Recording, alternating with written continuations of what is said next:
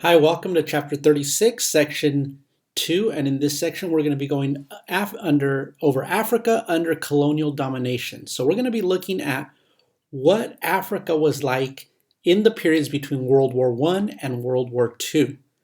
And so it is in this period that Africa begins the movements towards nationalism, towards independence.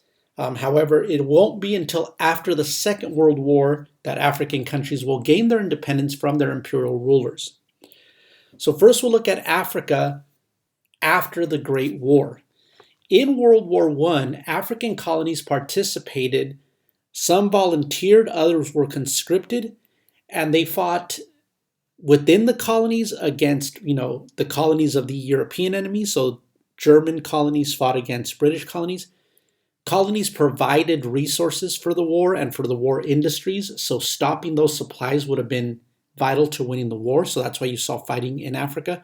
But you also see them sign up as soldiers and couriers. So over 150,000 African soldiers and carriers died in the war itself. And remember before with the white man's burden, this idea that Europeans were superior. Now their colonial powers are encouraging them to kill the white man, right? Kill other Europeans. So challenging that notion of superiority. So here we see some recruitment posters from World War I. We see that they're recruiting Africans. They are getting them to enlist on the side of their colonial power.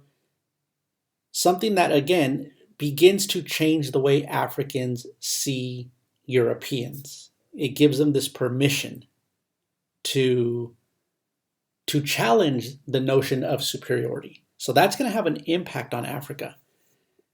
When the Allies invade the German colonies, the British were trying to maintain naval supremacy and to secure the spoils after the war. France was trying to recover territory. And so the Germans were outnumbered 10-1 in the African colonies. So the impact of the war thins European presence.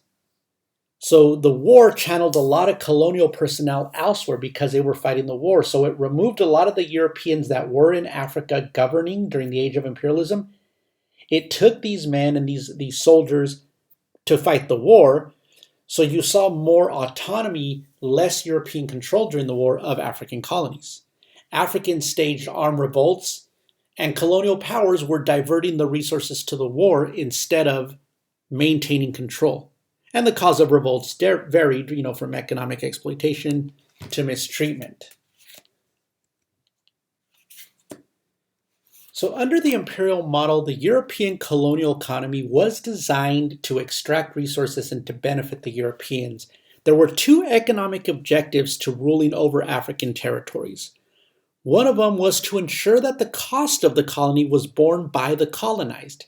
So any cost associated with ruling, paying government officials, building infrastructure, the Europeans wanted to ensure that the cost to cover all that was paid for by the African people. And the other one was to develop an export-oriented economy. So to change the local economies to be able to produce goods and materials and resources that the Europeans needed to export to Europe. So the Europeans were not interested in developing the African economy for the African people. They were not interested in industrializing African colonies. They were interested in exploiting. So self-sufficiency is destroyed. The imperial model that lasted for about 100 years destroys the traditional African economic model that had allowed African societies to remain autonomous for all of history, and it makes them dependent. It turns the economies into dependent economies of Europeans. So prices and trade dropped during the Great Depression because by the time of the Depression, African economies were geared towards supplying the European colonies, the colonial powers. In terms of infrastructure, economic integration of colonies required that port facilities, roads, railroads, and telegraph wires be put in. And so this facilitated conquest and rule. So the Europeans built the infrastructure to make it easier to conquer more land in Africa and to rule over the African people. But the Africans were the ones who paid for the infrastructure while European businesses reaped the benefits of it. So again, even the infrastructure was not there for the benefit of the African people. Farms and mines were owned by white enterprises, and they used taxes to force Africans into the labor market. So miners recruited people from rural areas, they kept the wages low, and they kept the people impoverished to make it easy to exploit and to make farming and mining very lucrative, profitable businesses for these European companies. Officials resorted to outright forced labor in some colonies, right? It was brutal, especially among the laborers that were forced to work on road and railway projects. Thousands of workers died from starvation, from disease, or from maltreatment. So Europeans were very destructive to African economies during the age of imperialism. Here you see a man, being carried by Africans, right? He cannot be bothered to walk on his own. He is being carried. And this picture really represents the exploitative nature of how the Europeans treated the Africans. So after the war, we begin to see a growth in African nationalism, because part of administering the colonies required that Europeans train some African leaders to help them. So oftentimes that meant African leaders were selected and educated in Europe at European institutions. And while there, they got the ideas of European style of government. They learned European economics and politics, similar to what we saw with India in Section 1. So after the war, ideas concerning self-determination, right, that idea in Woodrow Wilson's 14 points, gains acceptance among a group of African nationalists, and it gives rise to nationalist movements. So these nationalist movements are movements for people to begin to seek their own self-rule. There's a new rise of an elite group in Africa. After the war, the post-war elites were often influenced by education and other experiences they had abroad.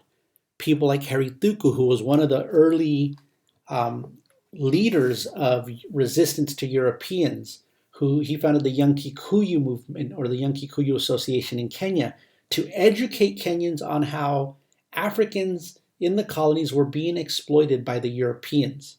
He's eventually arrested. People that went to support him after he's arrested are shot and killed, and then he's later blamed for it. These movements were not very well received by the European rulers.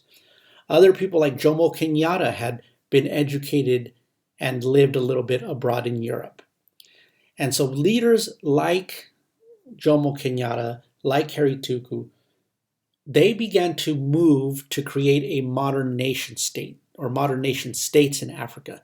They began planting the roots of the idea that Africans should govern themselves.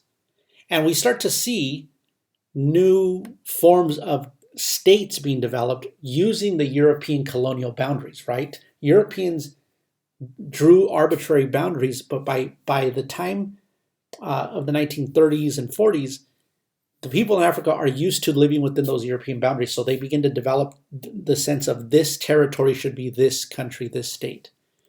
And so there are different forms of nationalism that take rise in Africa. So differing opinions regarding what constitutes a people's national identity are discussed, right? Are we going to form nationalism based on ethnicity, based on religion? A lot of places in Africa were predominantly Muslim, while others had adopted European Christianity. Are we going to base nationalism on the language spoken? Is it going to be the African languages that were spoken before the European colonial times? Or is it going to be the languages that people have learned, right? Are the Belgian-speaking Africans going to form a colony with the French-speaking Africans? Or are they going to have separate colonies, right? So these are different forms of nationalism taking root, which also become sources of division. African race as the foundation for identity and solidarity and nation building also takes place in what is called Pan-Africanism.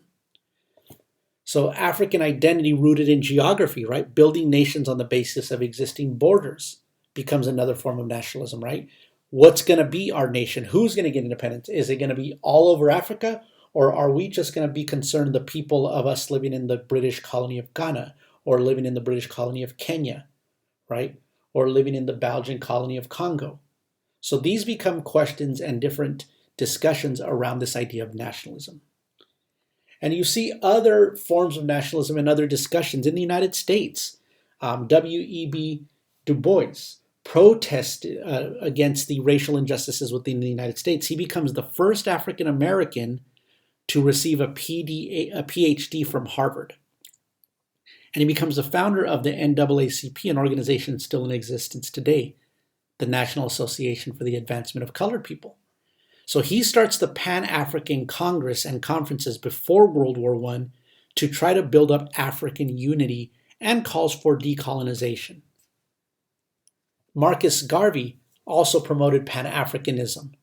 He was from Jamaica and then moved to New York. He started in a black shipping company and tried to promote shipping for black-owned businesses. And he starts the Back to Africa movement. He says Africa should be reclaimed for Africans. And he called on people around the world that are living in diaspora to return to Africa and establish a Pan-African state. Right? His vision was to unite African people in Africa. So African Americans that were living in the United States who descended from slaves, he wanted them to return to Africa. He started the UNIA, the Universal Negro Improvement Association. And that was for businesses to help each other out, right? That the only way black people could get ahead was if they supported each other, because currently in the Americas, the racist structures and the laws didn't allow for equality to take shape. And you could read Marcus Garvey's words in the sources from the past. So here we see then the European colonial map on the left, and then the African independence map that begins to take shape after World War II. So note that these countries still do not become independent at this time in this chapter. You'll read about that in chapter 38. But we begin to see the roots of independence taking place, right? The ideologies that are going to lead to resistance beginning to formulate throughout Africa. But I show you this so that you could see the example then of how the African countries are going to look, and notice the borders are very similar to the European drawn borders. This also becomes a source of tension that even into the present day has created problems in African countries. Okay, so hopefully this helped you understand more how Africa was impacted by the war and the impact the war has on the shaping of movements of nationalism in Africa. So in the next section, we'll go over Latin America.